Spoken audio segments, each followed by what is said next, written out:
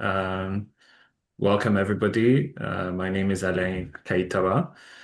I'm Rwandan and Canadian living in the National Capital Region, and I'll be moderating today's event. But before we go any further, obviously, I'd like to recognize that the event, though it's taking place on Zoom, is happening on unceded territory of the Algonquin Anishinaabe people, Anishinaabe indigenous people, and um, and yeah, so welcome you all to this event of Intergenerational Dialogue.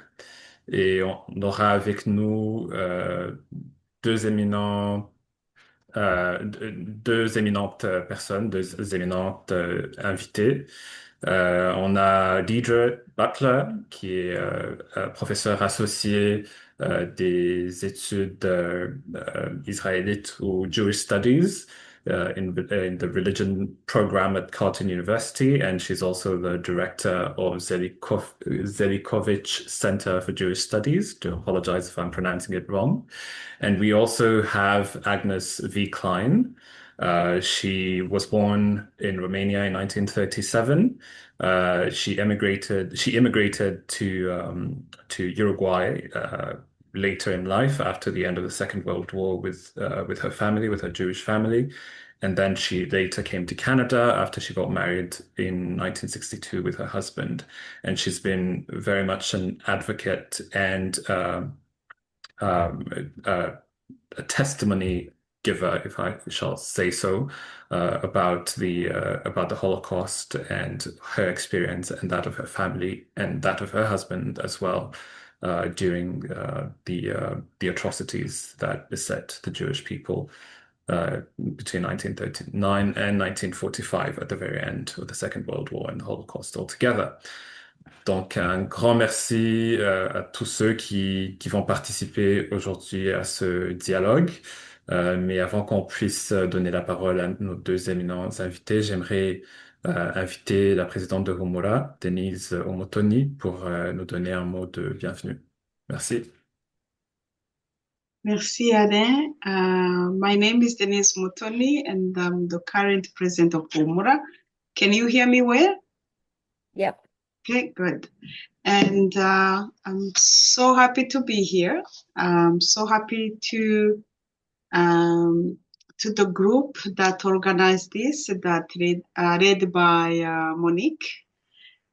Thank you so much for bringing us together to talk about history, but also how to keep this history alive for the future generations. I know we are not many people here right now, but people are joining now, and we have more during the event. When we thought about the dialogue, such like today, we wanted to make sure that all we know and that the history of our loved ones is not forgotten. We wanted our children to hear, to know what happened, to transmit the history, but also to try not to transmit the hatred. And that is really hard because sometimes they ask you what happened, why did they kill you, why did they kill your parents, why did they do this and do this, and sometimes you're sad and you don't know how to tell them the story, but we have to find a way to not only to say what happened during the genocide in 1994, but also how our parents, our siblings, our uncles, our villagers, how we lived, what was the life then, and how we grew up. It's very important because sometimes we reduce their story to how they died, but we never talk about how they lived, and that is very important. Because we didn't just show up in 1994, we had a life before, and how can we carry that story for future generations? So we thank you so much for joining the Rwandans here. Most of us are the first generation, the survivors of the genocide against the Tutsi of Rwanda. We had some discussions I think 2 weeks ago, when we were correcting the word Rwandan genocide, because we said there's no such thing as Rwandan genocide because the target was the Tutsi. It, there was no random country that came to kill all Rwandans. The target was the Tutsi. That's why it's the genocide against the Tutsi.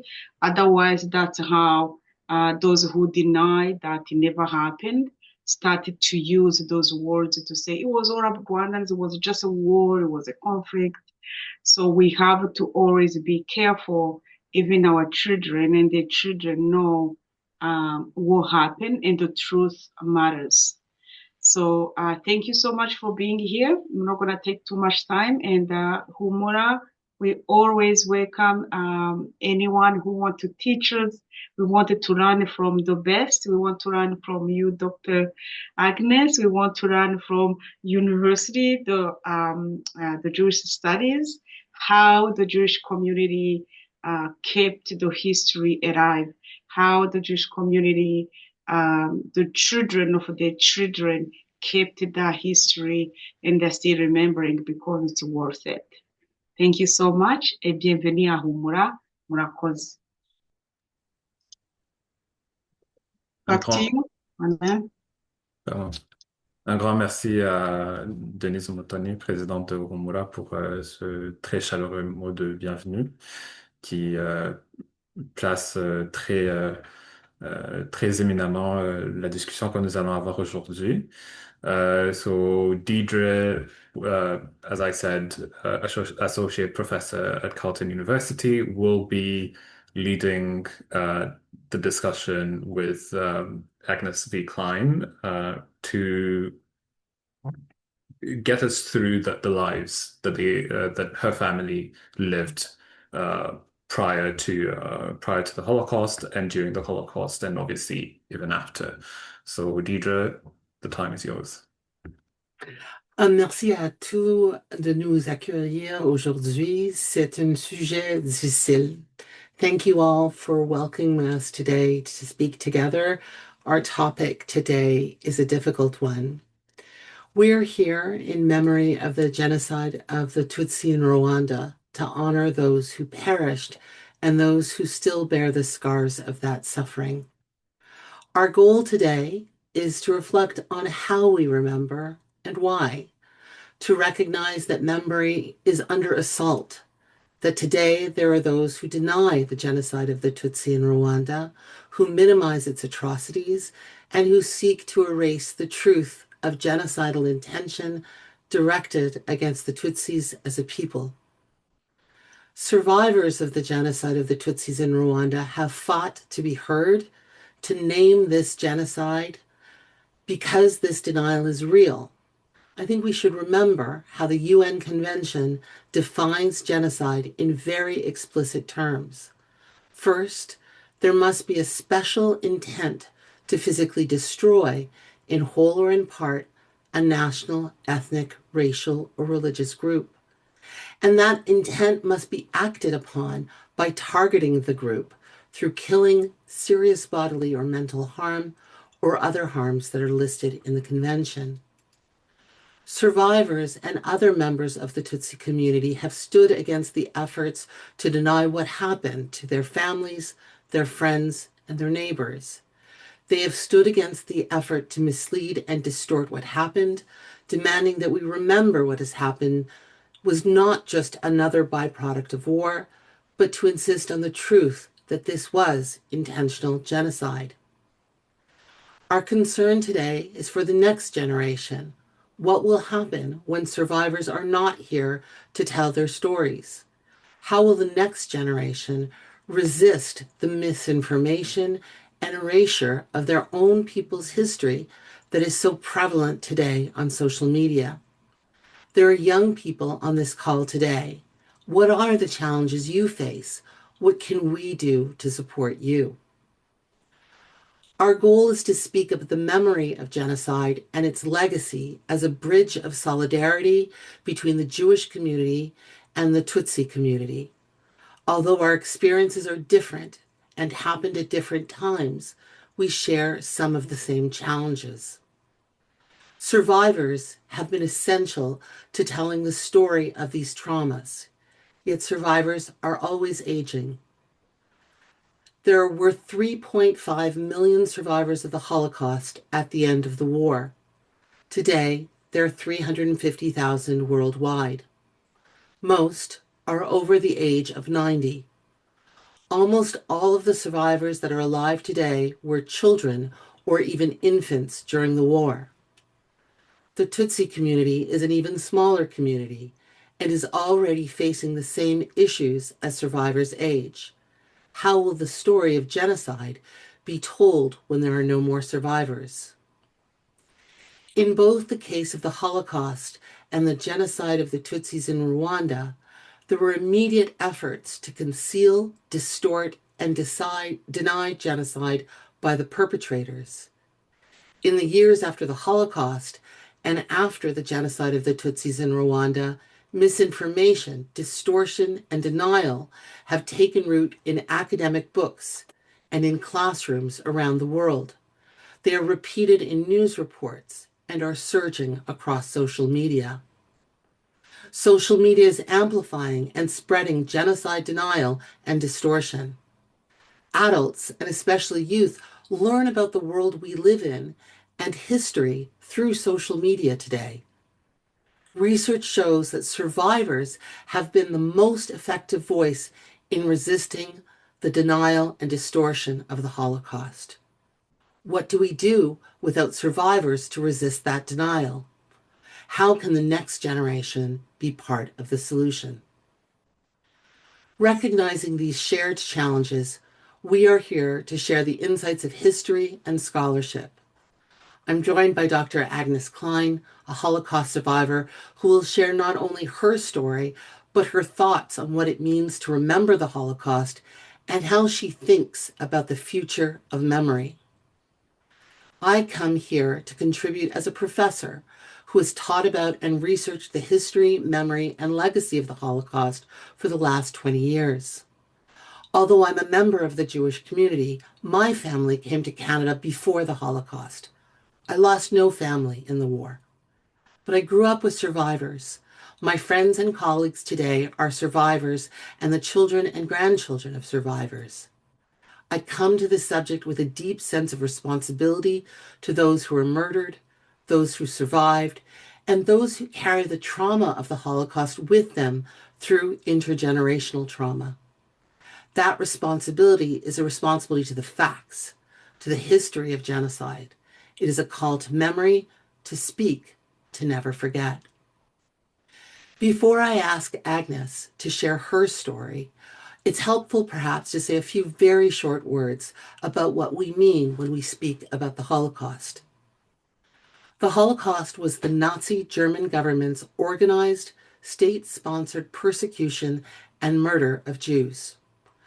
About 6 million European Jews were killed. It happened across Europe over time, not all at once. The process unfolded from 1933 to 1945. Anti-Semitism, the hatred of or prejudice against Jews, was at the core of Nazi beliefs. Anti-Semitism existed in many European societies, and this made persecution easier to carry out. After the Nazis came to power in 1933, they used laws, propaganda, and violence to isolate Jews and strip away their rights. Over time, this escalated into plans for mass murder, known as the final solution. Nazi ideology claimed that Germans were racially superior and described Jews as inferior and dangerous outsiders. And these false ideas were used to justify discrimination and violence. In 1933, at the beginning of this story, there were 9 million Jews in Europe. During World War II, Nazi Germany and its allies and collaborators killed nearly 2 out of every 3 European Jews through mass shootings, ghettos, starvation, brutal forced labor, gas chambers, and purpose-built killing centers. Survivors were those who survived these things, but also those who were in hiding, in forests, hidden by non-Jews, or who hid in public, passing as Aryans with false papers. And finally, a note on the word Holocaust itself. The word Holocaust is one we still use at the university because it's one that has been used since the end of the war. It is a Greek word that literally means burnt offering or a sacrifice to God. And this underlying meaning is offensive because Jews do not see the death of their loved ones and their suffering at the hands of the Nazis as a pleasing offering to God. Jews use a different word, Shoah. Shoah is the Hebrew word for catastrophe, utter destruction, or desolation. It is one used in the Bible and has been used by Jews since the war. As a professor who teaches about this history, I use the term Holocaust as more familiar to both people, but I prefer the term Shoah. Dr. Klein. Our purpose here is to explore questions about memory and commemoration. And in order to have this conversation together, I have a set of questions for you, of course. So let's begin with your own history during the Shoah. Can you tell us what year were you born and where were you born? Oh, you're muted.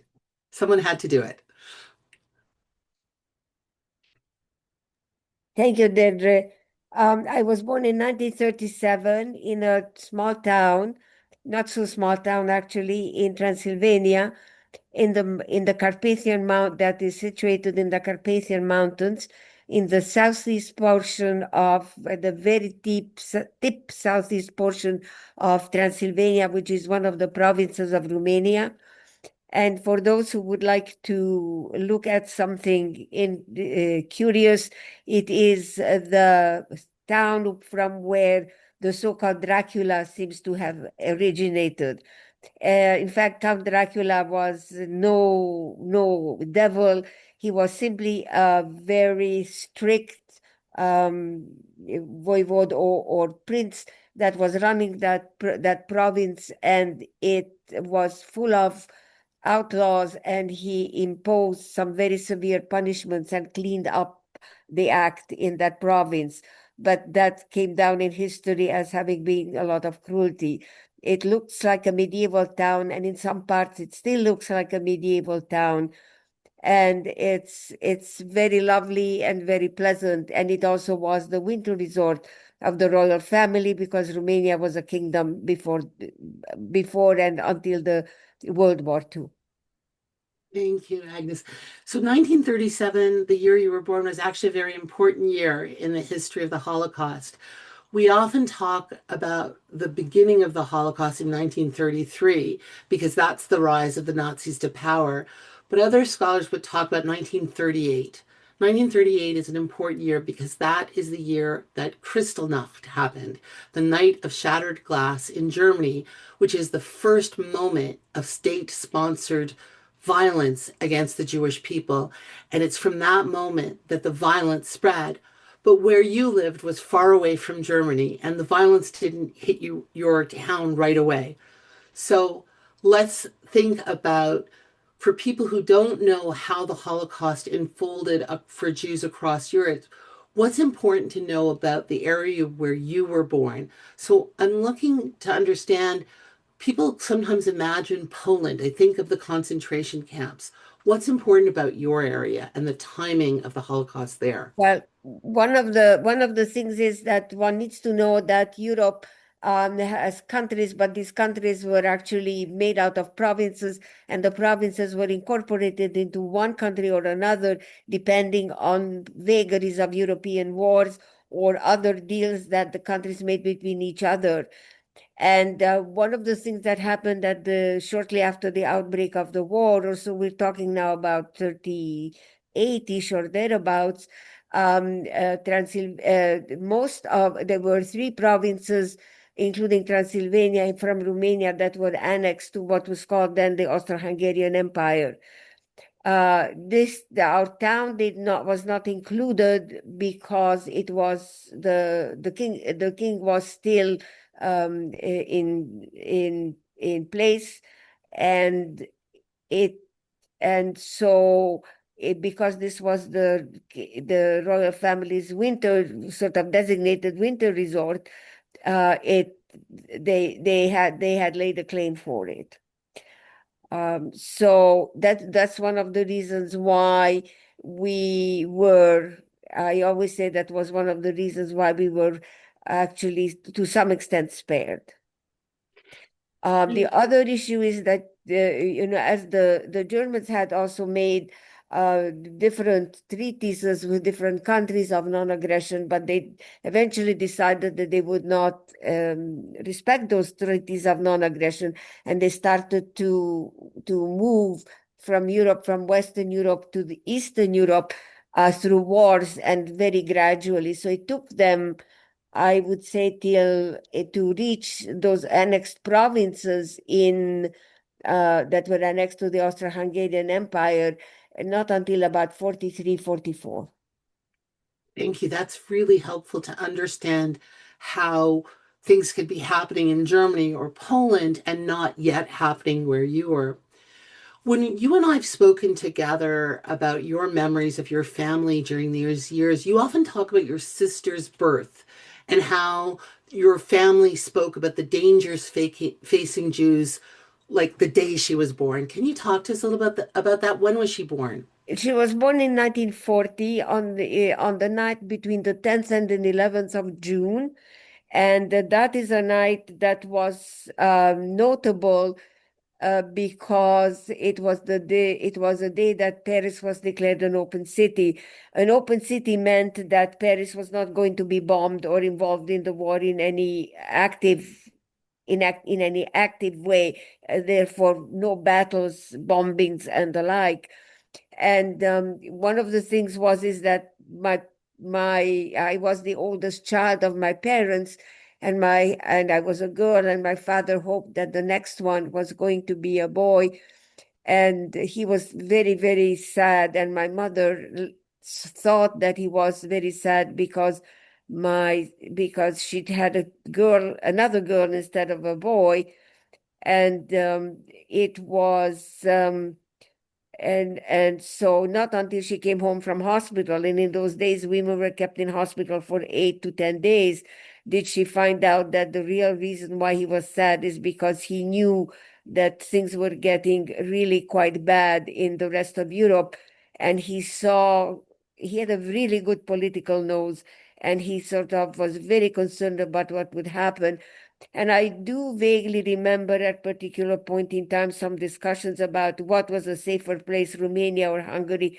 And my dad continuously insisted that Romania was somewhat safer than Hungary. So my grandparents and one of my mother's siblings, who was a physician, and his family had come to visit us when my sister was born, and he begged them not to go back to that part of Transylvania where they came from, which was already annexed to the Austro-Hungarian Empire. And they actually absolutely refused. And, that was really a very sad thing, because my grandparents were murdered, and eventually my uncle survived, but his wife and daughter were murdered actually 48 hours before liberation. Thank you, Agnes. One of the times that you talked to me about this, you talked about the rumors that were circulating in the years just immediately before your sister was born in 1940. Could you talk a little bit about that? Like, what were Jews hearing in your area Well, that I your don't know. father was nervous?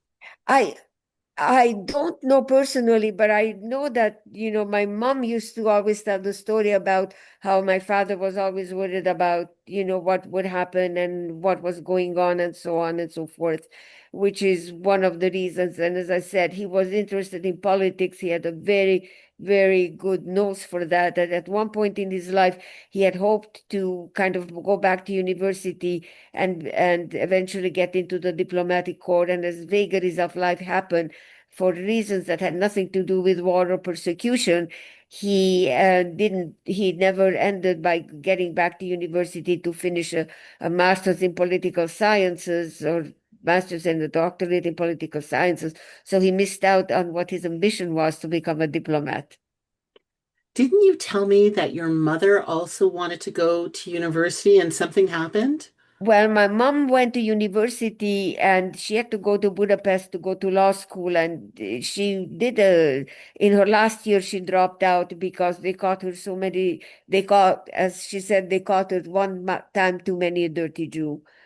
So one of the things that she used to say, never mind, doesn't matter what they call you, you just keep going. Mm. You told me once about the birth of your sister that the family said that that wasn't a safe time for Jews to Oh, have children. well, friends were telling my mother, Mrs. So and so, this is a terrible time, a Jewish woman having a child in these days. And my mother had a little bit the same philosophy as her own mom, who said, sort of, she said, well, God will provide, something Mm. will happen, and I think we'll be okay. But it was that kind of a gut feeling that it wasn't such a terrible thing that she had a child at that time. And of course, in 1940, they were already starting policies under the era where it was a death sentence if a Jewish woman was found to be pregnant. She and the child would be put to death already. Well, she would have been, I mean, they would have been, if the Germans would have advanced faster, we would have all been put to death. Probably my mother and my sister and I, because we were too young. So you once And I told, think, by that time in that area, I mean, there were in some areas further west in the Austro-Hungarian Empire or in the Romanian provinces incorporated the Austro-Hungarian Empire, where some of the children who were perhaps 8 or 9 or 10 years old ended up in some of the concentration camps. Some died, but some survived. And I do remember that I had in high school a classmate who was adopted by one of her father's relatives or one of her parents' relatives, I don't know which one, her parents had perished, not because they were murdered directly, but because they were in the concentration camp, and she somehow survived. But she survived, and so and when the war was over, there were lists that the Red Cross used to publish. And I think that's how they found out that the child had survived. And so they brought her to South America and sort of adopted her. And this family was a local jeweler. He had a teenage daughter, and he adopted this child who was at the time about 11 or 12 or 13 or something like that. thank you. You told me once about your father in 1941, and he came very close to suffering the same fate as your relatives. Can you tell us what happened in Bucharest in 1941?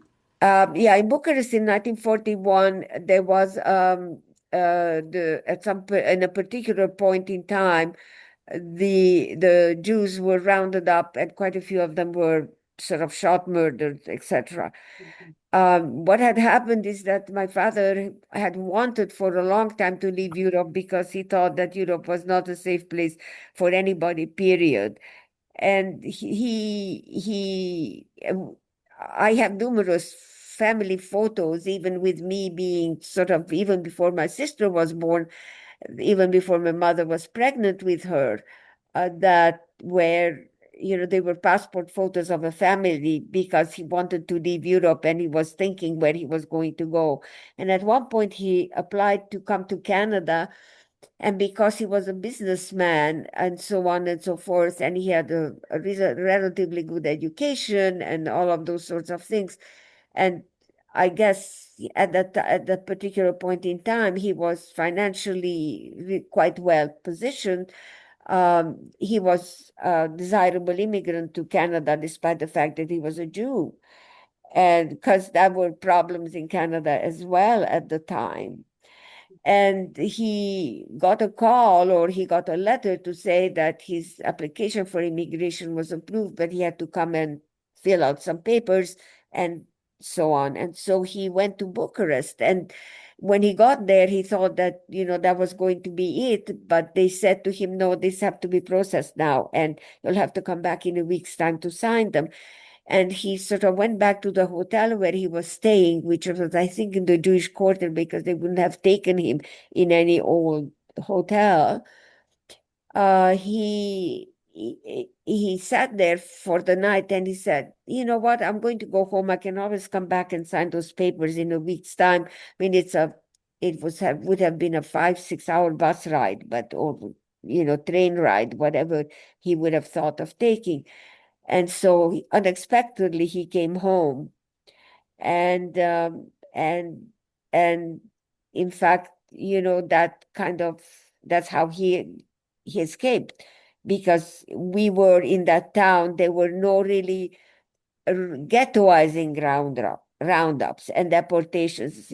Men were being sought and rounded up by what we call the Iron Guard, or the brown shirts, but generally there was no ghetto, and there was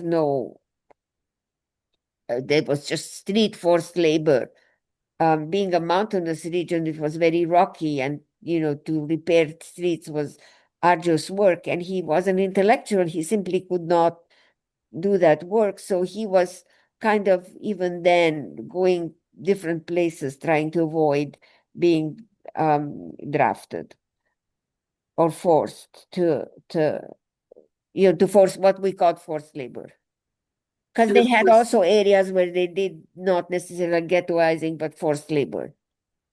and of course, for so many families, the men who were forced into those forced labor gangs never came home and didn't survive. No, didn't survive. The labor was too arduous, and many of them were not kind of physical workers.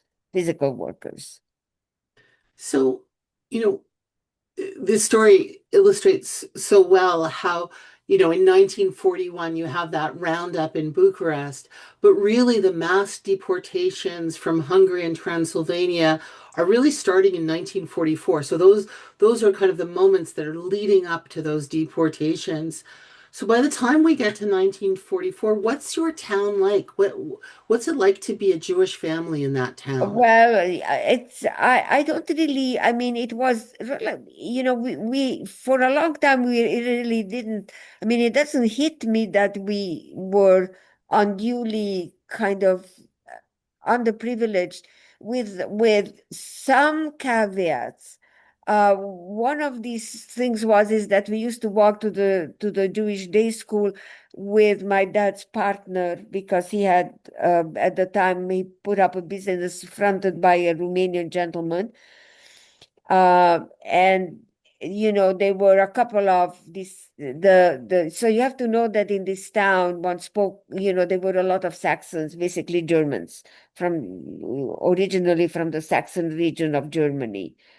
And they knew who was Jewish and who wasn't. And so they actually, 2-3 days in a row, one time beat him up. Didn't touch me, but there was a boy who was hiding somewhere, a couple of boys, and they beat him up and sort of bloodied him. Fortunately, not too badly. And, And so there was no other way to walk to school. I mean, that was the only way that you could walk to school. So that was one of the things. And I know that our next door neighbors were also Saxons. And my mother, and when we were in the garden, they used to scream at us. And my mother said, you don't, no, we were answering them and insulting them in turn. And she said, you just keep your mouth shut. You're not so supposed to do that.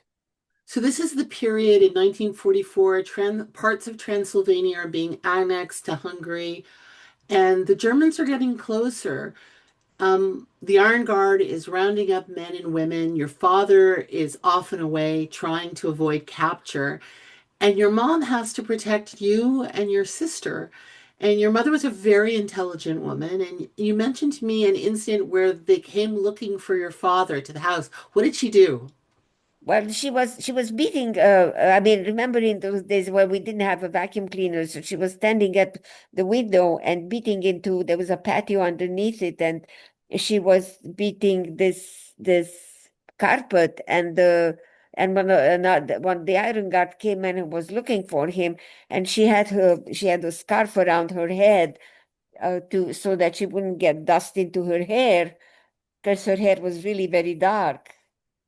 And so she said she didn't know she was just the maid and she was just here temporarily to do some cleaning. So she didn't know where he was or where anybody was.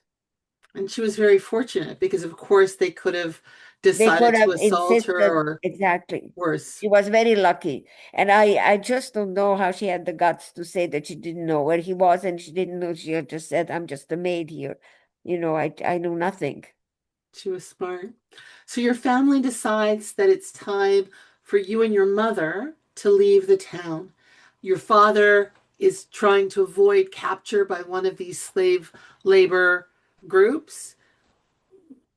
Like, what happens next? Like, where do you go first? Well, we there was kind of a panic too, and I don't really know what the panic was about, but there seemed to be a panic all in the town, and the people were running left and right and center. We have to leave. We have to leave. We have to go, and so everybody kind of packed up a suitcase and left to different places, and my father went to some Romanian villages quite far away from our town, or relatively far away from our town.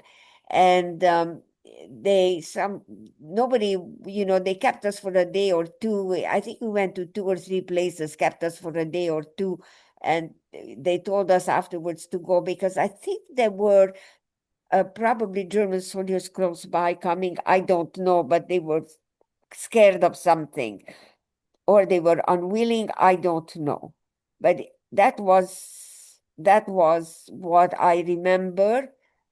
That part I remember. And then we ended up in this one village, which in Hungarian is called Tatrang. And if you look it up in Wikipedia, there's quite a long write-up about it.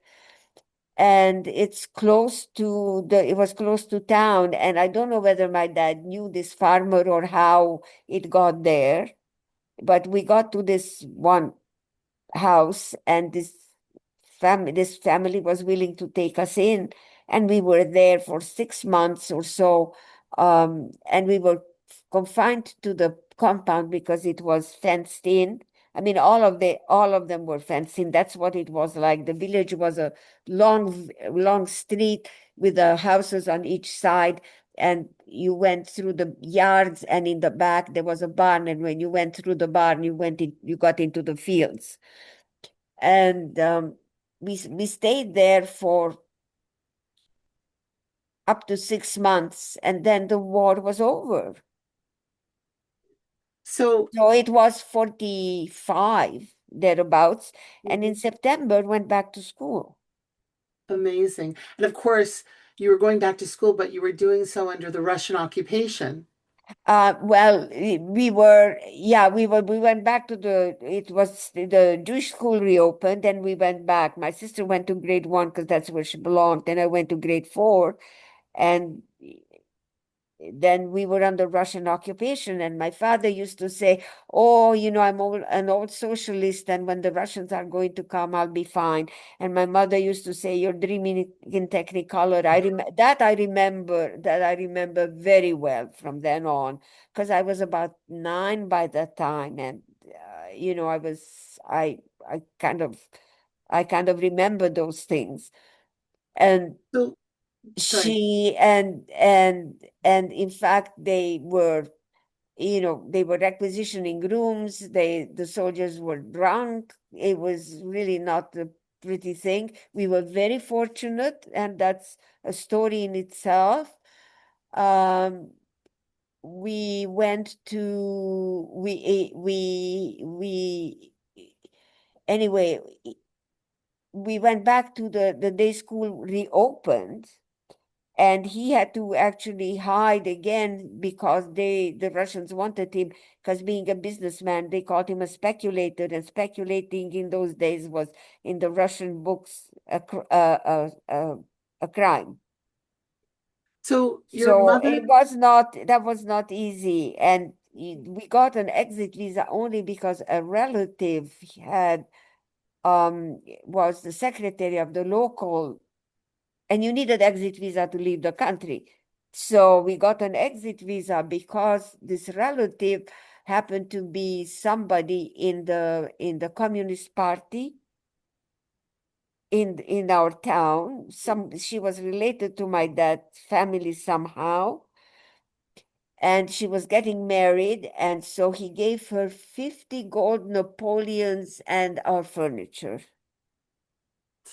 that's all of your family fortune. So your mother and your father and sister survived. You've told us that much of your extended family did not. You end up emigrating to South America, and that's where you're introduced to your husband. What was your husband's name? My husband's name was Armin Klein. And what year did you marry? 1962. And he had a very different experience during the war than your family did, didn't he? Even Very though you're much from the so. same region. Well, he was more in the northwestern part of the province, and that became early on part of the Austro-Hungarian Empire during World War II, and they were caught. I mean, that part was caught into the same, net as the Hungarian Jews in Hungary and the like. Budapest was a bit of an exception. It was a little bit different. And they and he was actually born in a village close to my mother's hometown. Mhm. And he actually went to the Jewish school in that town, so he was boarded out there. But somehow, all the people who were rounded up in the surrounding area of that town, and the town ended up ghettoed in the same place. So you know, he and his parents were together. They were all deported. There were no younger children. He was an only child. He was 16 at the time, and was he hadn't finished his high school. He was in what you would call grade 11 now in the So, current system in Ontario. mhm. And so he always said that he was fortunate and he survived only because his father was with him, and he was kept him out of trouble. So just to give a sense of his experience, where was he during the war? What camps?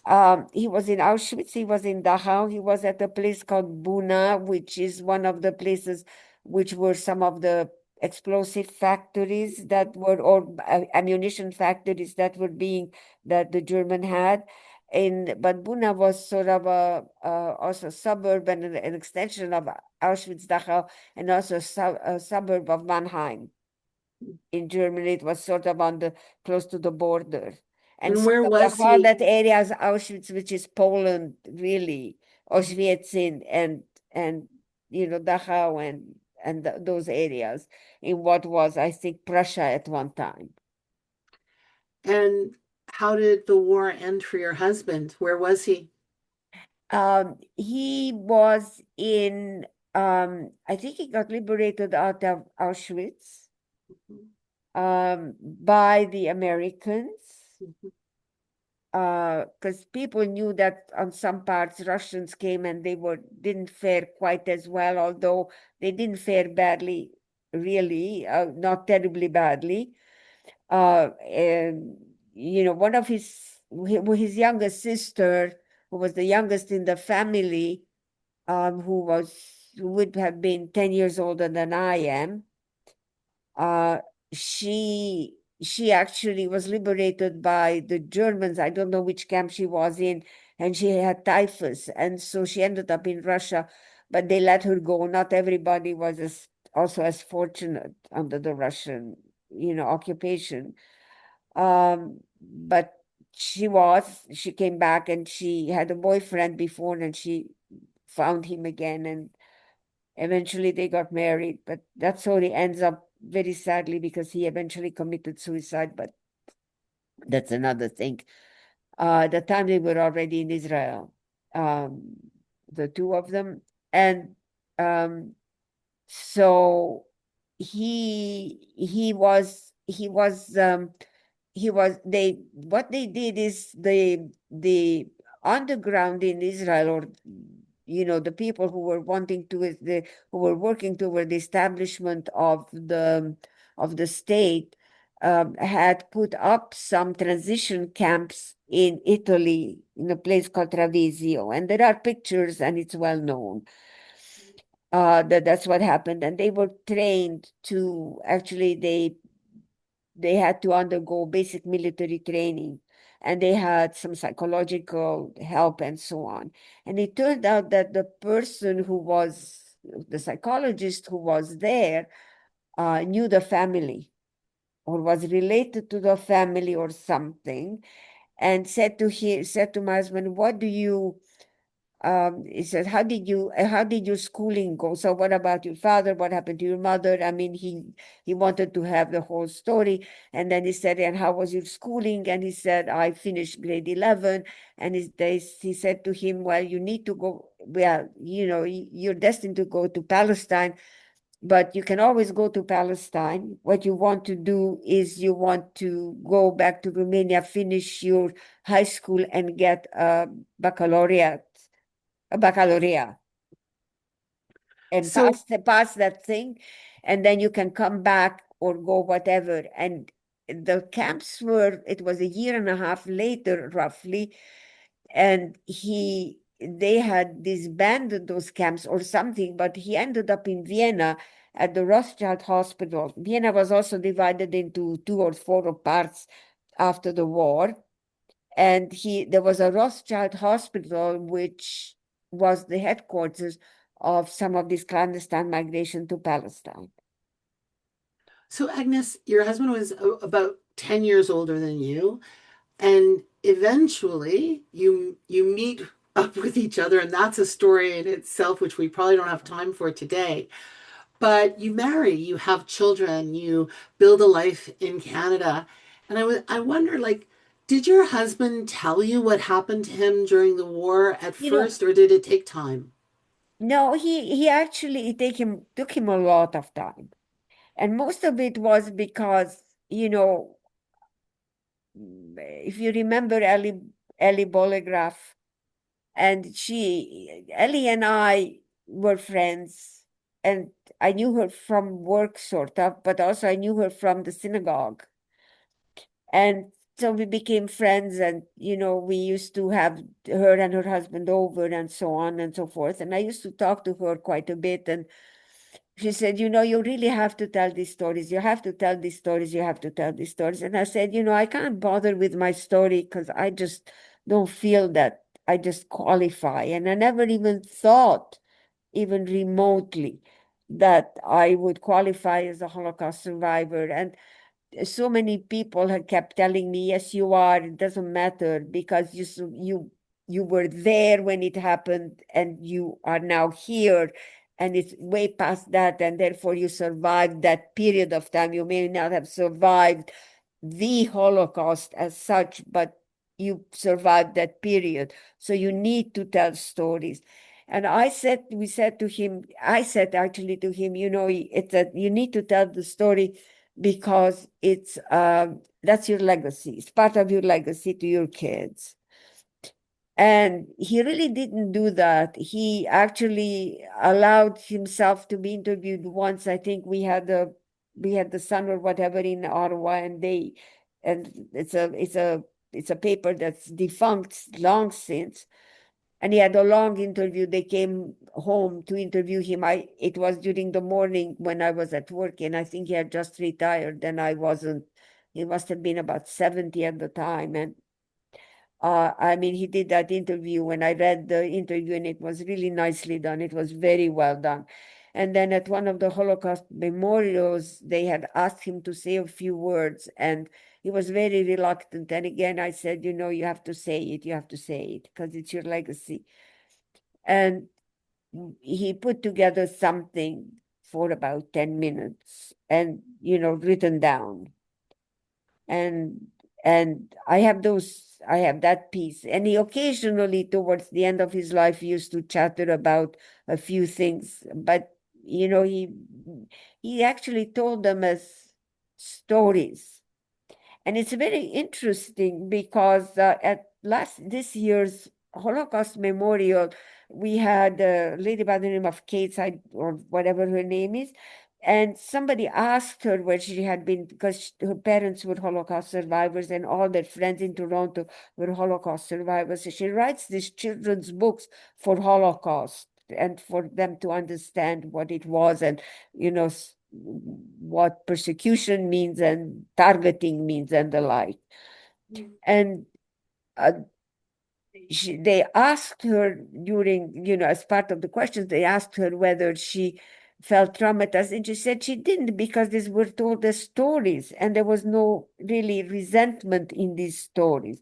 And I think one of the reasons why he didn't tell the stories, I think because what things he remembered were too painful, and secondly because these were, and I think when he started to talk a bit about things, it was more like a story that is, things that happen, and they happen, they passed, but you have to take a lesson from them. Thank you, So Agnes. he used to drop some stories, but he used to say some things like, it was terrible because it was cold and there were no shoes. They had just some flip-floppy kind of things. And, people had frostbite, and some of the frostbite got really bad and it got infected and they got blood septicemia, or rather blood infections, and they got very sick and they were begging to be killed off. Some of them survived, some of them didn't survive. So, those are the parts that he kind of remembered as painful. And the other part that he remembered is that he knew exactly what was happening because one of his tasks for a period of time was to maintain the gardens in front of the crematoria. And I think that was probably something that was actually very uncomfortable, if not painful for him.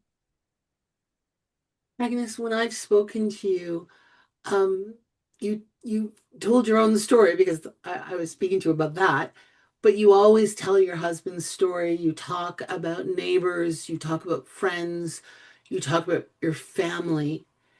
And I'm just wondering if you could share with us, like, why is it so important to tell these stories?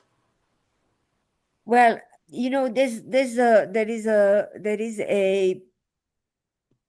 is a concept that history is made out of stories. And history is very important. It's not arid dates, it's what happens. And it's the stories around that. And what is the corollary to those ones? And then there is that saying that those who don't learn from history are condemned to repeat it. And I think that is really what it's actually, not only in the sense of the Holocaust, but in many other things. Even the work that I sometimes that I used to do, and I'm retiring at the end of this month. Actually, I have always used past experience to project forward what to do and what not to do and how to do better.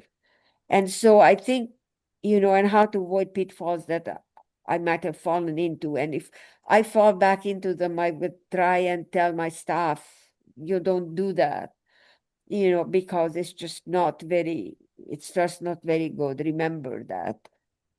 And so I think that I kind of naturally have gravitated always by saying, if they said, well, don't go back, I said, yes, I'm going back because I want to draw a lesson from the past.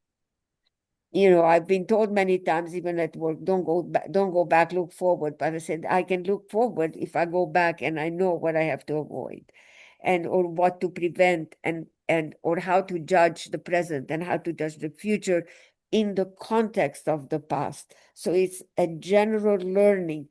And if you think about how, and that just strikes me now as I'm speaking, that the native population in Canada likes stories, and they kind of are. For them, stories are very important because that's what centers them as to who they are and what they are, and why they are. And I think that's such a strong statement.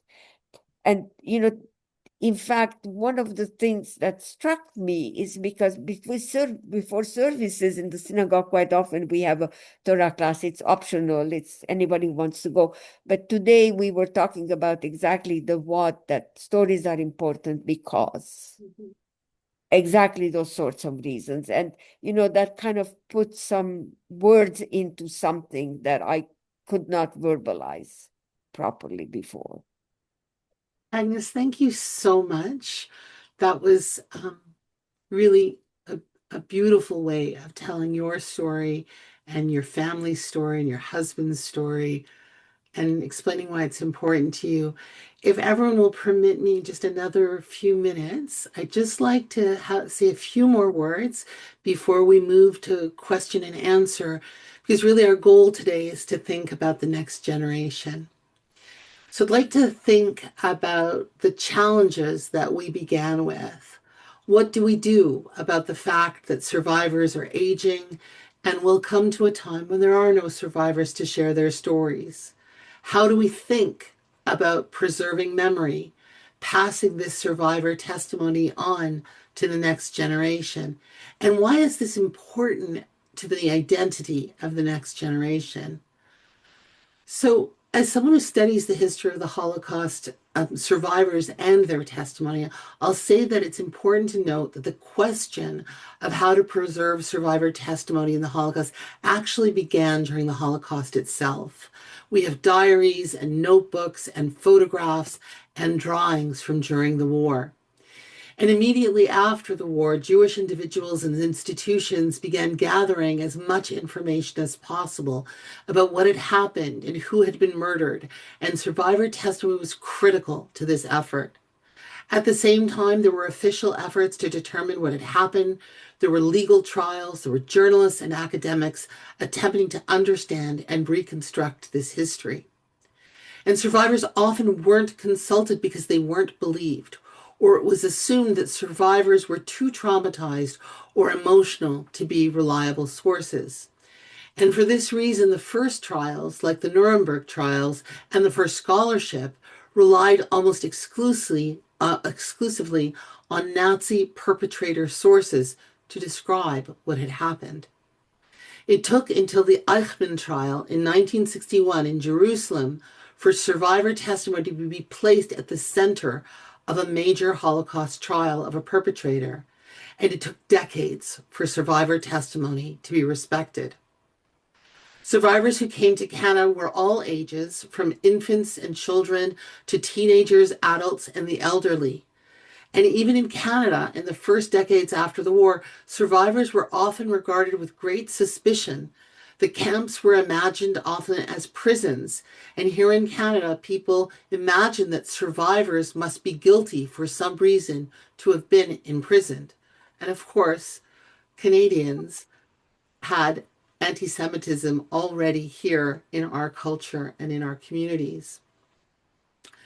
As survivors rebuilt their lives, some did speak, and there was some commemoration in the Jewish community, but people often describe the decades after the war as a period of silence on the part of survivors. And although the Eichmann trial was in 1961 was truly important, it was only in the 1980s and even the 1990s that most survivors started to speak. They were asked to speak, invited to community commemorations, and treated with respect. The survivors who spoke were those who had experienced the camps. And here I mean the labor camps, the concentration camps, and even survivors of the death camps who had been liberated. And in my own research with survivors, I heard how survivors hesitated to speak for such a long time. Many didn't think they were worthy to speak. They worried they weren't educated enough. They were frightened if they made a mistake or some error in their testimony that would feed Holocaust denial and make things worse. Or perhaps that their own story wasn't as awful as what some people had experienced, so they weren't part of that category. It took time for understanding to grow, but also necessity to demand that we understand survivors in a broader sense, to include those who are in hiding or those who are children. As we become more and more distant from the event, we are hearing different witnesses. The first survivors who spoke, the elderly, adults, even teens, are no longer with us. And we now turn to children and their children, the second and even the third generation, to listen and to try to grapple with this painful history. For many survivors, telling the story of their own histories is deeply painful, but they do so because of the horror of Holocaust denial. Denial of genocide is growing online. Studies show how social media is a fertile space for the growth of denial and misinformation. And sometimes this can look like memes or even humor, but they distort the facts of the Holocaust and the genocide of the Tutsis in Rwanda. They falsely minimize how many were murdered. They create false equivalencies like the claim of double genocide. They lie. They describe how victims were simply victims of war, not of genocide. We know that social media algorithms fuel hate and misinformation so that the circle of lies extends further and further. We see how Holocaust denial and anti-Semitic narratives are growing among young people. 1 in 5 Canadian youth don't know the basic facts of the Holocaust. 18% that the Holocaust was exaggerated by Jews in their own self-interest. We know the same denial and distortion of the genocide of the Tutsis in Rwanda is thriving online. Scholars and Jewish community leaders and educators understood the importance of remembering the Holocaust and teaching it to the next generation. Survivors, the second generation, and now the third generation, are important leaders in this work of remembrance and preserving history. But this is also about the next generation. And we need to take seriously how the trauma of genocide shapes our identity and our experience in the world. A Jewish author, and her name is Cynthia Ozick, who is an amazing novelist. She writes and sets many of her books during the Holocaust, wrote an article called Notes Towards Finding the Right Question. And she explains the way in which trauma shapes our identity as a community. She writes, quote, "We are not as we were. It is not unnatural that mass loss should generate not only lessons, but legacies. An earthquake of immorality and mercilessness, atrocity on such a scale, cannot happen and then pass us by unaltered. The landscapes of our minds have shapes, hollows, illuminations, mounds, and shadows different from before." The Hebrew Bible has a phrase, lador vador, from generation to generation, to describe how the history of the Jewish people and its teachings and traditions must be passed on. For Jews, this includes painful history as well as joyful traditions. We understand that we cannot understand who we are if we don't understand where we are from. What happened in the Holocaust touches all Jewish people, regardless of their own personal histories. It's a communal memory that shapes the present and our future.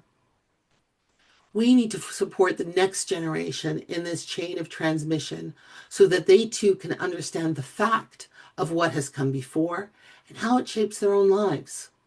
Without that understanding, they can't possibly understand their own families, their own communities, their own place in the world, and their own identity. In keeping the memory of the Holocaust alive, Jews do not only share the loss and trauma, we share what came before, what was attacked with hatred. We share the beauty of our community, the funny stories about our families, the touching stories of connection. When someone dies in Judaism, we respond, may their memory be for a blessing. It's not that we're blessing the person who died, they have our blessings, but it's that their memory is a blessing for us and a legacy for the future. This legacy of trauma is not only a burden, it is a source of strength, resilience, solidarity, and pride. We wanted to leave time for conversation. I hope what Agnes and I presented from a different community is helpful to you and honors the work that you are trying to do. We are here to answer any questions you have, but also to hear your comments and your thoughts and your stories. And perhaps now I can turn this back to Alain to moderate what comes next. Thank you.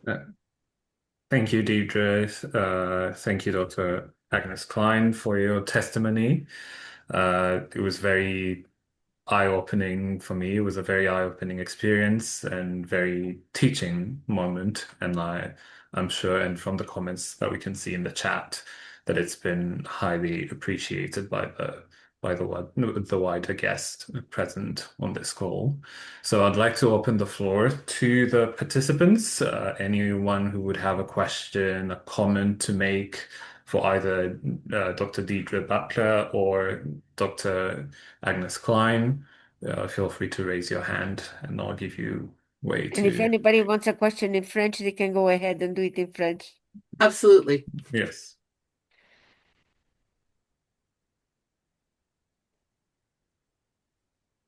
Okay, I don't know how to raise my hand on Zoom. I'm trying. I knew how to put the heart.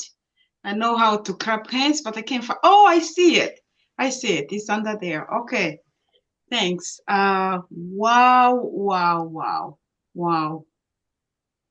I got emotional when you were speaking, both of you, and I kept saying, this is what we needed. This is what we needed. I kept pushing people, please come listen. This is what our community needs. This is the urgency to tell the stories, the urgency to tell people what happened, and the way Deidre you used to ask those questions, trauma-informed way, and to capture aspects of childhood and the war, the genocide, the moving to Canada, to every aspect was there in just a few minutes. I feel like I read a book of Dr. Agnes Klein, but I just want to sit with you now and hear more and learn more. I just wanted to say thank you, first of all, for doing this. You didn't know us. Now I feel like we're best friends forever. Absolutely. And we wanted to collaborate more and to get it to tell the next generation. That's what it keeps coming. And my question would be, how do you talk to the children about the horrors of what happened during the Holocaust? I know, Dr. Klein, when I read your story a little bit and watched the videos, sometimes you say, I don't have a testimony. I was just like a baby. But I kept thinking about that when you're speaking. And that's a lesson I think any survivor here. And I'm going to keep telling people to say, you do have a testimony. You do have a testimony. You have a story to tell. Even the way you talked about your mom vacuuming and the smart way she thought to just say, I'm just a maid. I'm just here. I don't know what you're talking about. How many people survived it that way? Even if that's a story to tell the next generation. So I'm curious to know how do you proceed? What type? Because we want to transmit the stories, but also to be careful about the trauma, transmitting the trauma. So I want to know if you had some strategies, how you spoke to the youth and different. That would be my comment now. And thank you from the bottom of my heart. So can I sort of tell you, I talk to children in school, and I tell pretty much the story that you heard here. And I kind of make some light things. I always talk about the town where I come from in Dracula, because everybody knows about that one. And I talk about my mom, and I talk about, much the same things as you heard here. And one of the reasons why in schools they start at grade 5, 6 now, and then they repeat the program in grade 10 for the children in school, and then potentially sometimes even in grade 11, 12, or 11 or 12 during their history programs, is because repetition also makes it so that hearing the story several times, it at different ages, it gives a different perspective for that child at 6 is not, or in grade 5 is not as mature as a child in grade 8 or 9, and then not as mature as a young person already, or a young adult, almost adult in grade 11 or 10. It's a big difference, and I can judge that by the questions that I get. From the younger ones, I get some questions that interest them at their level. And by the older ones, you get more pointed questions.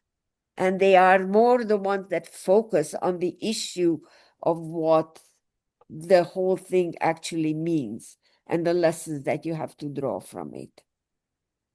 If I can add to that, so I'm a professor who teaches about this, and as you can imagine, I also do a lot of work on anti-Semitism now, what's happening in Canada. And I have a teenage boy, he's 17 years old, and he's grown up in my house at my kitchen table hearing about my work.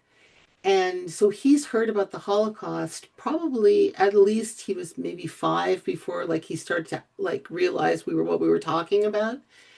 And the first stories I told him when he was very, very young were stories that came from books, actually children's books. The Jewish community has this kind of rich, rich tradition of books for different ages that talk about the Holocaust. And one of the first ones I gave to him was about in the Netherlands, how the Jews were saved. So it tells a story of that we as a people were targeted because of who we were, and people saved us. And then as a child gets older, you can start talking about the details, and you can start to be more nuanced and complicated as is age appropriate, and as is age appropriate for the child. So my son was very, very tender-hearted as a little boy. It was important for him to not learn to hate. That just because people hate us, and they do now, is not a reason to hate other people or not to seek revenge, but to find understanding and to be proud in who we are. And so that message, I think, is really important for young people, that the message isn't about turning on other people, but about turning inwards into your community and making you stronger and your family stronger and your community stronger. Thank you to the both of you for the great response. Je vois que Philbert Mouzima a la main levée. Tu peux procéder avec ta question ou ton commentaire. Oui, merci beaucoup. Content d'apprendre qu'on peut poser la question en français aussi. Mon nom, c'est Philibert Mouzima. Je suis à Gatineau. And my question is, by your experience, after seeing what we are facing, like la guerre en Ukraine, en Iran, à l'est du Congo, what is the meaning of never again? Agnes, Thank do you. you want to go first or do you want me to try? Well, try. I just said they gave a big sigh because it's such a difficult thing to explain. To me, let me just quickly say, to me, never again means that I will never allow myself or my people to be persecuted again. That's what that means to me. I think it's that, but to never allow others to be persecuted as well. And I know, Agnes, that's why we're here today, Yes, because we're speaking with another community that has suffered as well. And we want to help it if we can in whatever little way. And when we see war around the world, we want to see people safe and secure, and no mother should mourn their child of any person in the world. So never again is no. Protect your community, but also we need a world without war and hate. absolutely. Thank you for the response. I see another hand raised. I think it's Monique. Yeah.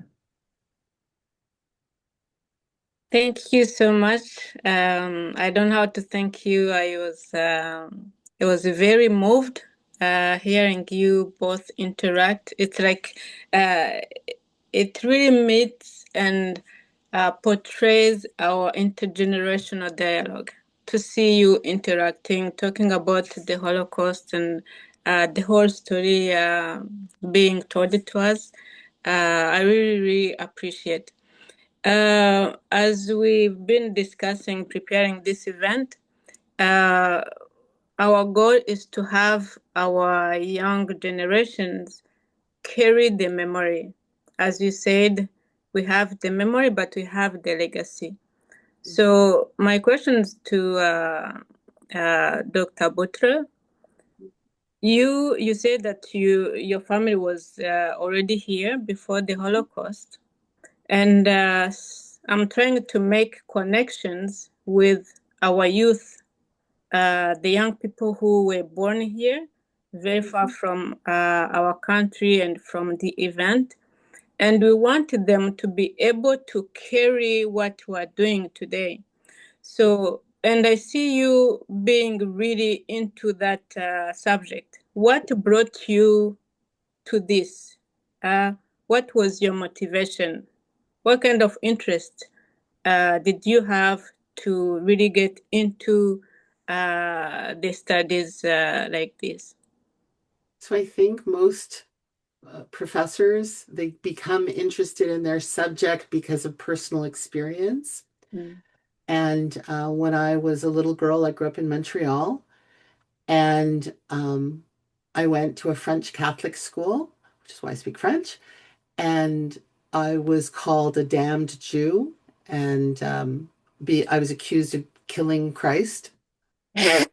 And my father received a death threat from the Canadian Nazi Party in the late 1970s. And my synagogue, where I grew up, where I went to school as well, we had bomb threats all the time. And I have so many memories of standing outside on the street in Montreal in the winter without my coat, because we weren't allowed to get our coat. You had to run, as they searched for bombs. And so growing up, my experience was of anti-Semitism, and I desperately wanted to understand it. I wanted to understand how people could do that and why. But as I got older, I understood how the Holocaust and the history of the Holocaust had shaped Jewish life. It had shaped Jewish life in my own life, but across Canada and around the world and in Israel and in Europe. And so my community was shaped by this experience, and it was still under threat from the hate that caused that first experience. And so, like, the work is still about my love of my community, the survival of my community, but it's also that over the years, I started talking to survivors like Agnes and interviewing them because I wanted to tell their stories. And it's become a labor of love because if you sit and you speak to a survivor and you can see how they've been hurt, but you also see them smile and you see the tenderness and the love that's in their heart for their families and the work that they do. Agnes retired this week. She's been working her whole life. She's an amazing woman. And every survivor you speak to is different and has different stories to tell. And Agnes's story is one I had never heard before because it's so specific to where she was. And that's the story of the Holocaust. And I can only imagine that that is also the story of the genocide of the Tutsi in Rwanda, because I understand that the geographical differences make for different experiences, and depending who you knew and where you were, and sometimes people helped. Sorry, I'm at home and that's the bell. But it's all of that really drives me. And for my own son, he lives in a world where Jews are hated and it's not safe for Jews. But he has the strength and the resilience to face that because he knows who he is. He knows our family stories. My stories aren't from the Holocaust. They're from the from Tsarist Russia where there were pogroms where all the Jews were killed. That's when my family came to Canada. Mm. So it's like it's that cycle of where can you find those connections because you want that next generation to not only have the trauma, which must be remembered, but also to celebrate who we are as a community. I'm not sure if that's helpful to you or not. Very helpful. Thank you so much. And Deirdre, to that you can add the fact that I mean, the Jews were dispersed. They were sort of taken in mass to Babylon at one particular point in time, and then they were taken, they were dispersed all over during and after the Roman conquest, the Greek and the Roman conquest, and when the Ottoman Empire came to Europe. So you have a huge diversity as a result of that one. And originating from the Middle East, you have a tremendous amount of, you have Jewish communities in Africa.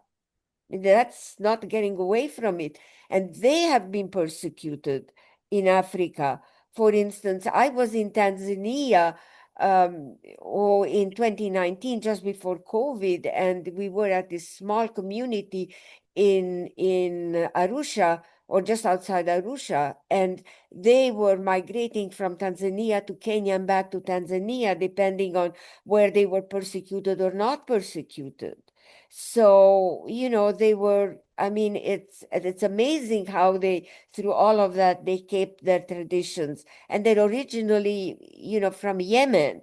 So you have to figure out that you have all of this diversity who has had similar experience. And you have then the group from Ethiopia who can come to you with similar experience to your own as well. So, there it's just been a cycle.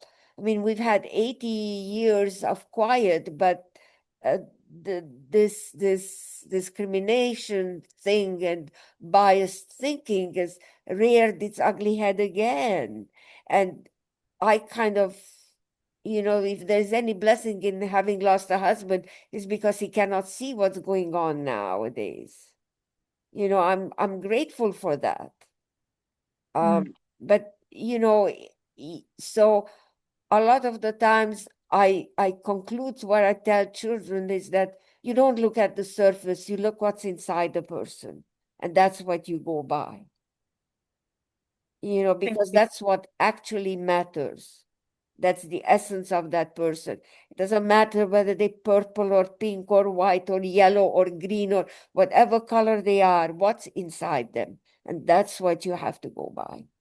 And that's how one way of kind of sending home a message is a kind of a one day also of working at potentially, hopefully, if that would be a bit more ingrained in society, you would look at and you would then decide, this is the kind of person I want to be friends with because I like this person for the reason that they're good inside. They're basically good.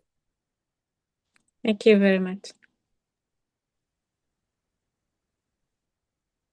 Thank you, Monique, for the question, and thank you, Deidre and Agnes, for the responses. Any other person with a question or comment, feel free to raise your hand. Et juste pour vous rappeler que vous avez le droit de poser votre question dans la langue officielle de votre choix. Merci. Je pense que même ils peuvent poser des questions en Kinyarwanda et puis on peut traduire s'ils veulent. Oui, If ça anyone aussi. wants to ask a question in Kinyarwanda, we can translate, it's okay. Thank you. Je vois I see Monsieur Techno Spark, je ne sais pas c'est qui, là, mais vous pouvez, oui, you can go ahead and ask your question.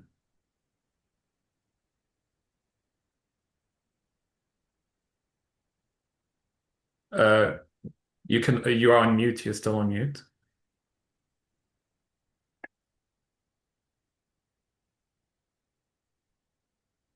You're on mute. By the way, it's someone who's calling from Rwanda. They are in Rwanda. Yeah. Okay. I saw the message in the chat earlier. There you go. Okay. Well, now we're okay. Alors, Hello. je suis...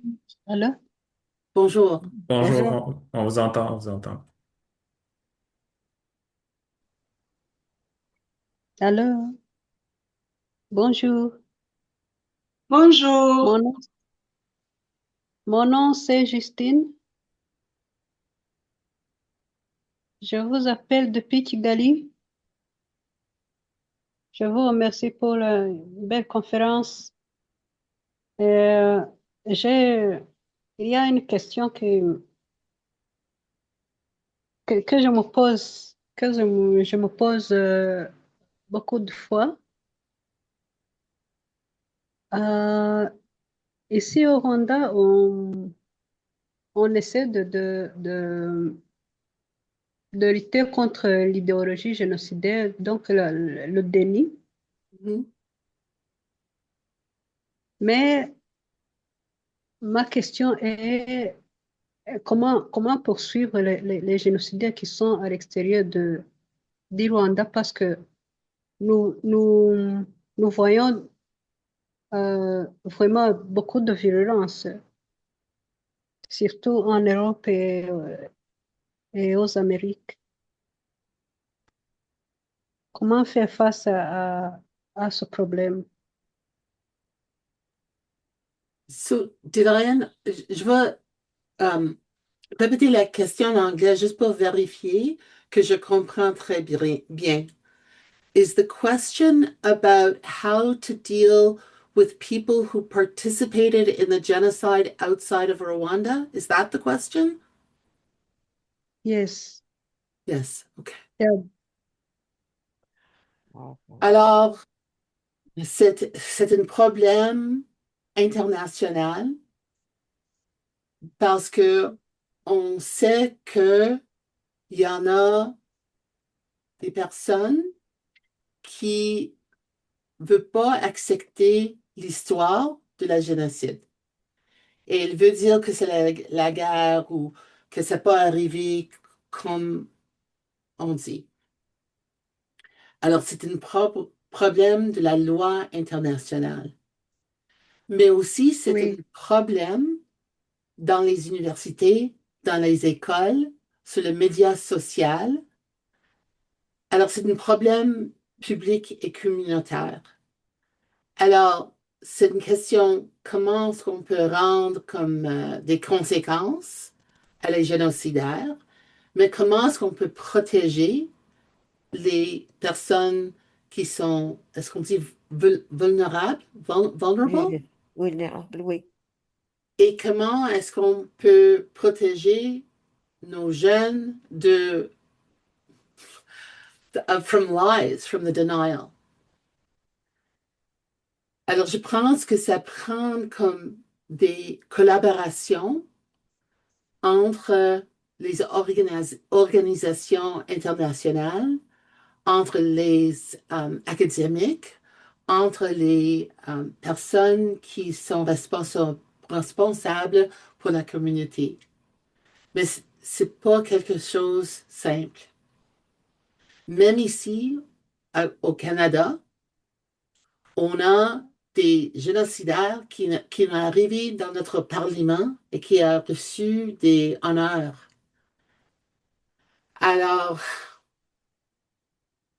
I wish I had a better answer for you, but it's a global problem, and we all have to work to address this.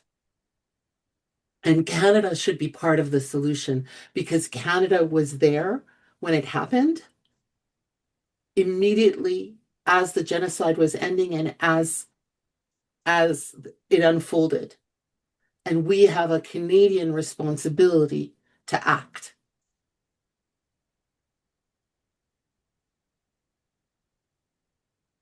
Thank you. Ce que je retiens, c'est que c'est un problème international. C'est un problème de la loi internationale, oui. Alors, je crois que ça suffit. C'est un Merci. problème qu'on va faire face depuis. Nous avons beaucoup de générations avant devant nous pour faire face à ce problème. Merci beaucoup. Merci. Merci Our pour, hearts are with you. yeah. Merci pour la réponse, Deidre. Je ne sais pas si Agnès voulait rajouter quelque chose dessus. Non, je crois que Deirdre a complètement raison. C'est un problème international.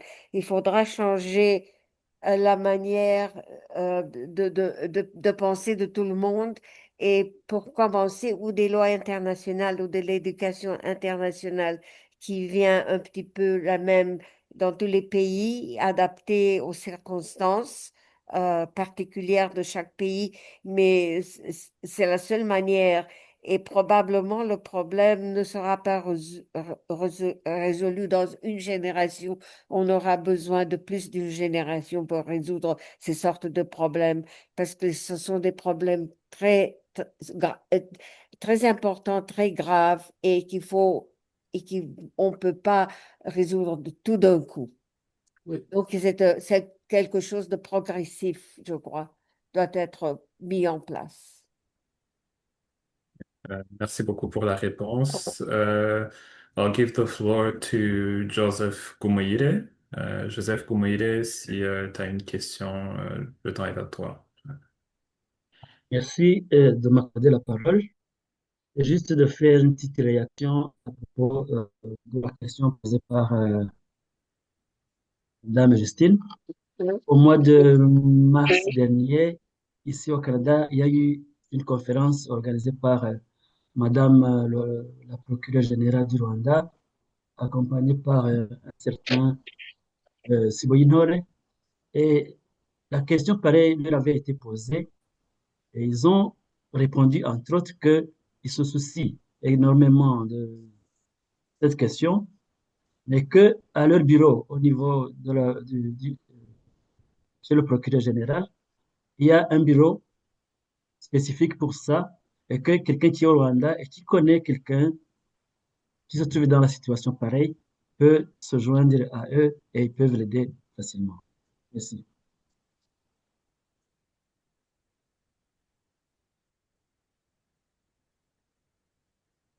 Merci Merci. merci pour le commentaire. Je vois qu'il y a Peace Milanesa qui a sa main levée.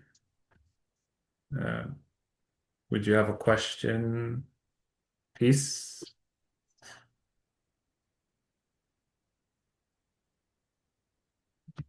Peace, you're on mute if you're speaking right now.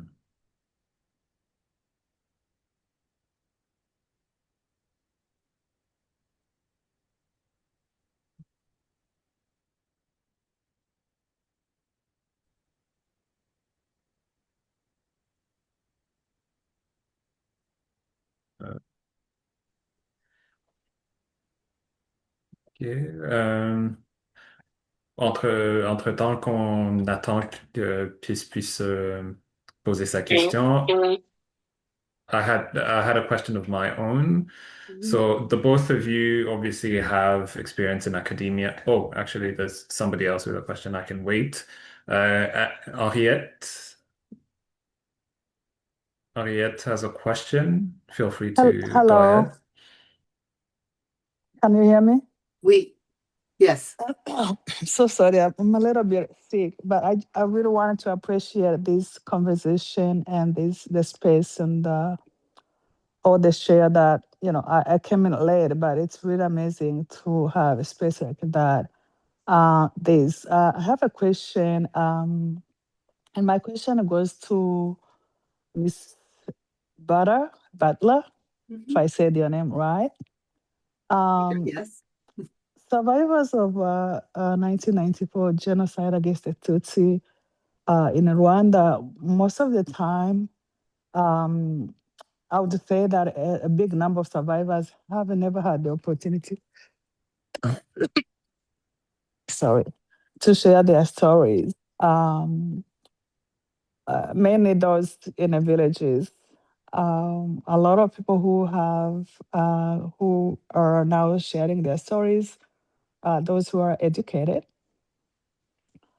And you see like a big number of people in the village, they don't have the same opportunity to share their stories. Would you share us or give us any advice on what should we do as survivors of genocide to help those in the village to tell their stories as well? Really, I feel like you don't have to be educated to tell what happened to you. Is it for us, who get the opportunity to live in the cities, to go to them, to encourage them, or what should we do? Because I work with the survivors of genocide. I go to the villages, and it's just sad to see how they cannot even share their stories. It feels like they are muted. They are silenced because of their situation, their life, their, whatever they are going through, whatever is happening with them. So how can we get those stories? Because most of them are getting old. So I'm going to give you some really practical advice because I'm a really practical person about these sort of things. I see you're calling on an iPhone. On your iPhone, you can use voice memos or you can use video and just start speaking to them. The more recordings we can have of whatever people have to say about their experiences is valuable and useful. And it doesn't matter if they get the dates wrong. It doesn't matter if they get the location wrong or the chronology wrong. It doesn't matter if they've been interviewed before or if they've written it down before, because it's in the whole corpus, we would say as academics, the whole body of what we collect that helps us understand in a rich and nuanced way all of the things that make up this story. And as you ask questions, I mean, I don't think I have to tell you because of the way you framed your question, but take a moment and get to know them. Take a moment to have tea with them or whatever it is that people do in the villages, to just sit with them for a moment and don't ask them about the genocide to start. Ask them about whatever is in their life. And then slowly, as they trust you, as they feel more comfortable, ask them very simple questions. How old were you? Where did you live? Who is your family? What was the first moment you felt afraid? And you can ask other questions. You want to not lead them, so put words in their mouth. But sometimes you have to ask a question and maybe it's irrelevant, but don't be shy, because if they're talking to you, they're willing to talk to you. And I'm always so scared of hurting someone's feelings or being offensive or feeling ignorant. But you have to get over that, because your goal and the person you're talking to, their goal is to tell this story. And they can you can start the question and you can stop. And they can correct themselves and you can come back another day. There's no limits to how this has to happen. What's important is that we try. I hope that helps. Thank you so much. Yeah. Thank you. I would love to learn from you. Do you have any publication or books that I can? So I have an online project called Hear Our Voices, which is in French and in English, which is about using Holocaust oral histories to tell the story of the Holocaust, to center it, to put it right in the middle, but to educate around it as well. And there are different modules. It's free to anyone, copyright free, whatever. And you can see kind of what we did and that I'm still doing. And you can see kind of how the interviews work. It tells you about oral history. It tells you about the process of doing interviews. It gives you a suggestion of like questions you could ask. So I think that might be the most practically useful. There's so much about responses to the Holocaust and this history. We're talking about over 80 years. But I think that in a very practical way might be helpful. The other thing I would look at if I were you is something like the Shoah Foundation that was funded by Steven Spielberg in, I guess, the 90s now. And he trained, well, not him personally, but they trained just normal people from all over to interview survivors. And like it was a simple training and they just did it. And what came out of it isn't perfect, but it's incredibly useful. Oh, thank you so much. I That's know what I would Steven. recommend. I will reach out. I actually used to work with him There you at go. the Genocide Memorial Center in Rwanda. So there you go. That's the start. And just to know, we should never be afraid. Thank you so much for sharing. Thank you. Agnes, would you? Sorry, my bad. Did you? Yes. Agnes, did you have something to add? Oh, you're on mute.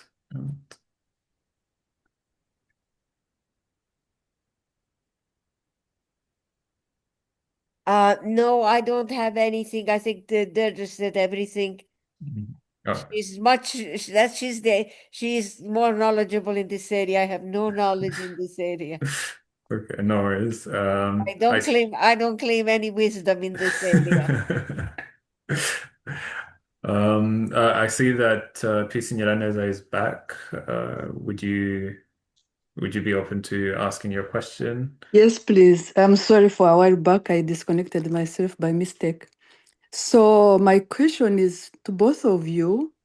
Correct me if I am wrong, but when you were presenting, you said that the Germans considered themselves to be a high race, and that's why, and they considered the Jewish people, like, I don't know how I can say it, but they were considered like a threat. Yes. So I was trying to understand that hatred. What was caused really?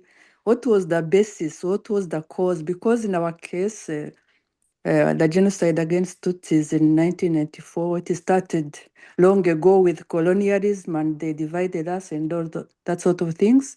But what brought about such a hatred towards the Jewish people? Thank you. So I think you need to take my courses at Carleton University. I teach a course about anti-Semitism, and I also teach a course about Holocaust responses. Okay. The simple short answer, because we're not going to sit here for 20 hours, is that the hatred of the Jews has always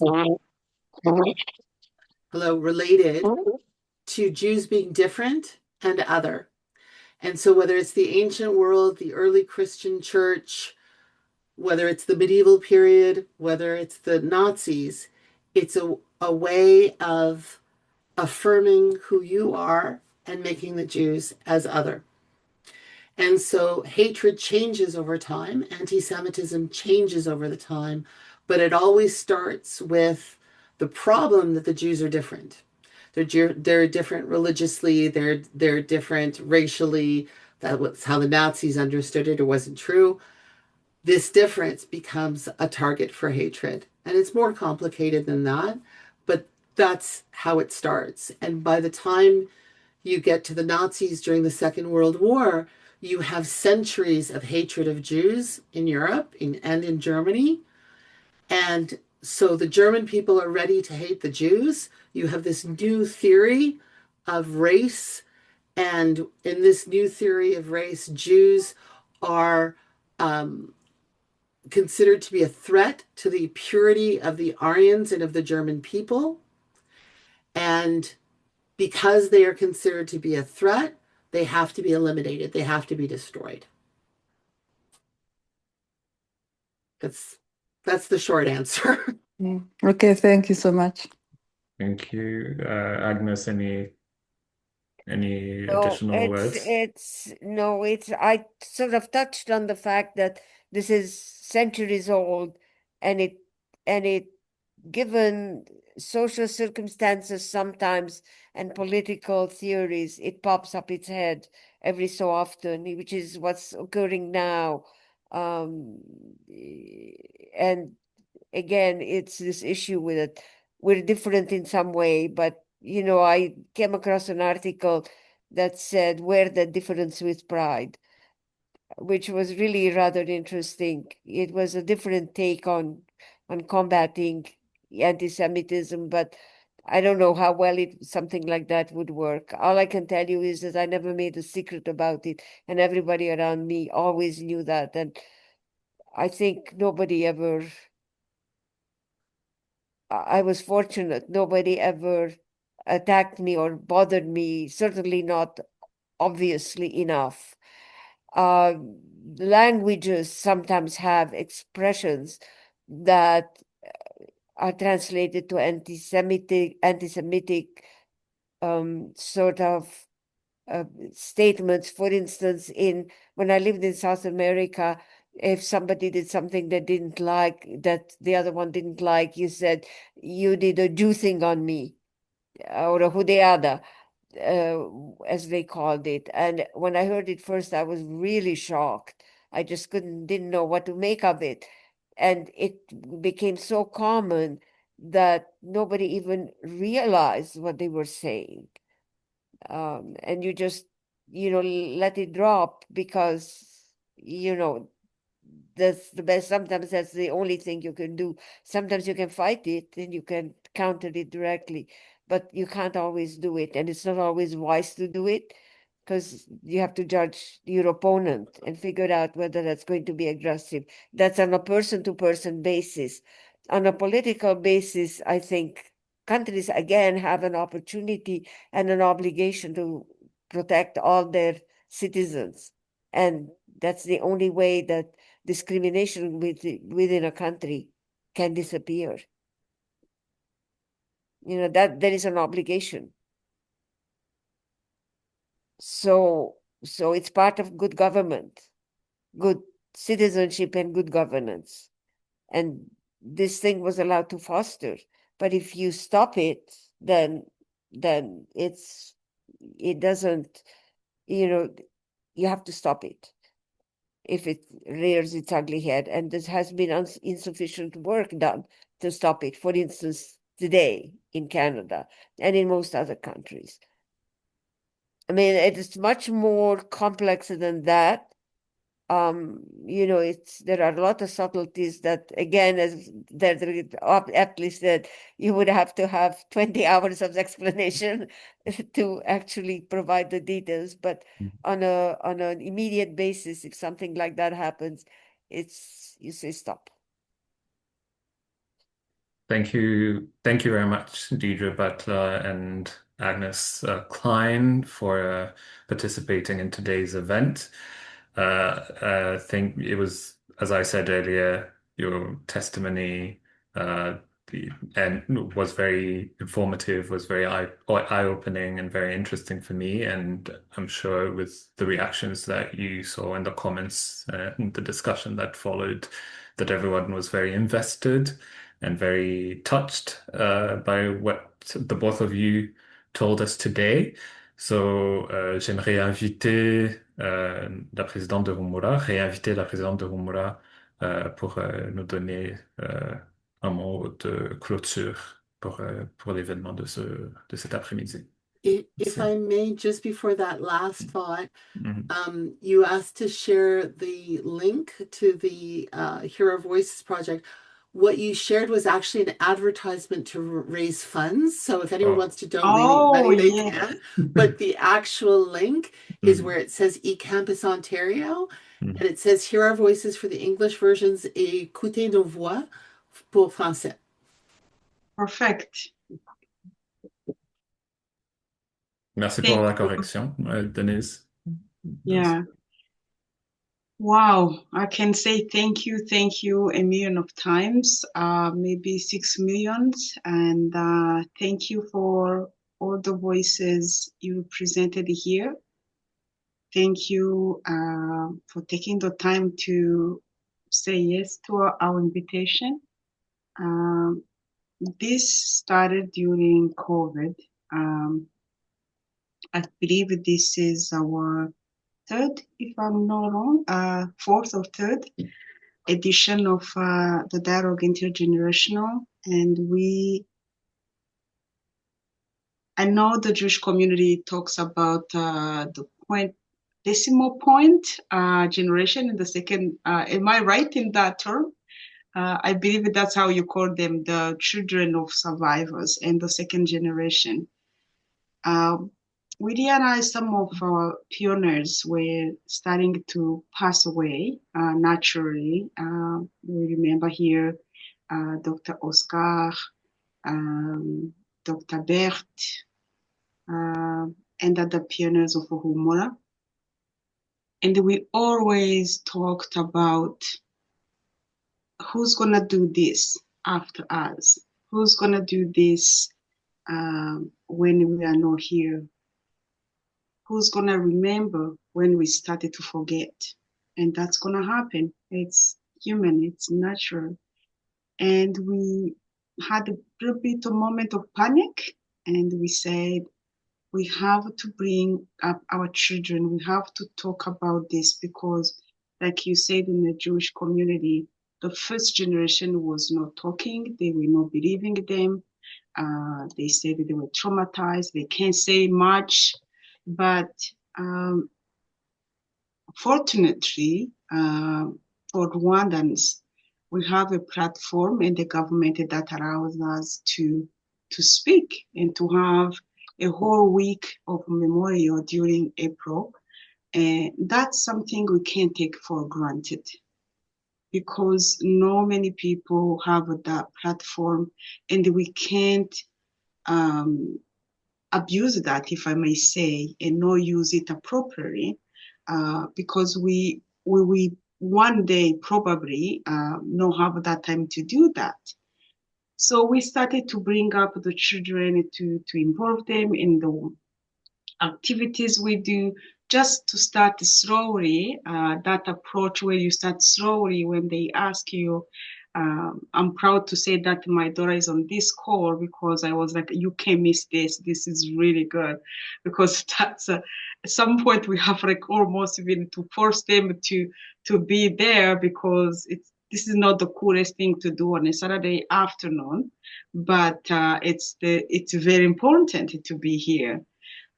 So we thank you for taking the time to be here, for everyone who's here, not only for our guests, speakers, but for Alain, who really did a fantastic job, for Monique, who made all the calls and the preparations, for Humura, for giving us this opportunity to talk about the future, because we are the present, but we have to prepare the future.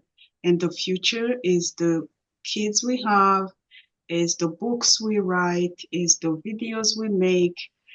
I keep talking so much about the recording because that's a new thing I want to do with Humura. I want every single survivor who's here to know that they have a testimony. It does matter what do you think, it's a big or small. We don't all have the scars from the genocide, but you have that in your heart. You have that on your body or in your heart. So we wanted to share for the generations to come. Because some days I keep thinking, my grandma had 14 children. If you tell someone today that someone had 14 children, you're like, how can someone have 14 children? It's unbelievable. You know, the economy, how did they raise them? It's something that your brain doesn't take easily. So with that simple example, one day someone's gonna say, someone cut open a pregnant woman and took out the baby and killed the baby. A human brain can't take that. It's so hard. You're gonna go like, come on. Even a movie can't play that scene because it's so horrific and we can't do that. But that happened. That happened. And if we don't put out those stories, it's not for publicity or doing anything. It's the truth. It's the truth, it's the fact. If we don't do that, it's gonna be erased. And there are people who have interest in erasing that. And so this is a call out. This is a wake-up call. This is an opportunity to say there's another community that did that and still doing that, because every single day you hear, you read that the Holocaust didn't happen. It's not that bad. It's not just 6 million. There were other millions. It was just a war. They lost. You hear all that, and it applies to the genocide of the Tutsi too. So thank you so much for taking your time to be here on a Saturday afternoon. Dr. Agnes, Dr. Deidre, we're gonna knock on your doors again. You will receive our calls, our love, and we really appreciated what you shared with us. And Humura will always be your partner. And we have other activities. We're gonna send you invitation. When you can join. And if you can't, we will always remember that you are one of us. Merci beaucoup, chers membres de Humura. Merci d'être ici. Merci pour votre patience. Et merci d'être toujours présent quand on veut parler des nôtres qui sont partis pour des raisons incompréhensibles. On ne peut pas oublier comment ils ont vécu. On ne peut pas oublier comment ils sont partis. Mais nous sommes ici pour raconter l'histoire. Nous sommes ici pour dire au monde, ils ont existé. Murakoze cyane, mugire umugoroba mwiza, Imana y'u Rwanda ibarinde. Thank you everyone. Have a wonderful evening. Merci. Bye. Thank you. Merci. Bye. Thank you. Bye, everyone. It was an honor. It was an honor to be with you too.